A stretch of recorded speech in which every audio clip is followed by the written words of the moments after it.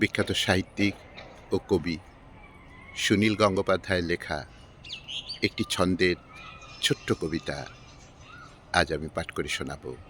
কবিতা গ্রীষ্মের জয়। শুরু করছি। দুপুর বেলায় পাখা ঘুরলেও প্রাণ হাঁসফাঁস, মধ্যরাতেও গরম কমে না মশা ঠাঁস ঠাঁস। 100 বছর আগেও এমনি ছিল এই দেশ, ঘামাচি কলেরা পান বসন্ত কষ্ট অশেষ। ছিল না বিজলি ফ্রিজ পাখা আর ঠান্ডা মেশিন, কি করে যে লোকে প্রবল গ্রীষ্মে বাঁচত সেদিন। চামড়ায় জ্বালা ফোড়ায় ফুদায় জনসাধারণ, বিদ্যাসাগর সে সময় লিখেছেন ব্যাকরণ। সাহেবী পোশাকে ভিজে জব জব কুলু কুলু ঘাম, মাইকেল দেবী সরস্বতীকে করেন প্রণাম।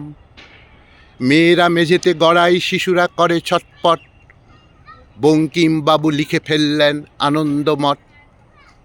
বীরভূমে হাওয়া আগুন ঝরায় ব্যাঙ চিৎপাত, তার মধ্যেই গানে সুর দেন রবীন্দ্রনাথ। শিলাইদহেও গরম কি কম ফুটি ফাটা মাঠ, কথা ও কাহিনী লিখে চলেছেন কবি সম্রাট। তাহলেই বলো গরমই তো ভালো ঘামের গন্ধে, অমর কাব্য লেখা হয় কত নতুন ছন্দে। অমর কাব্য লেখা হয় কত নতুন ছন্দে।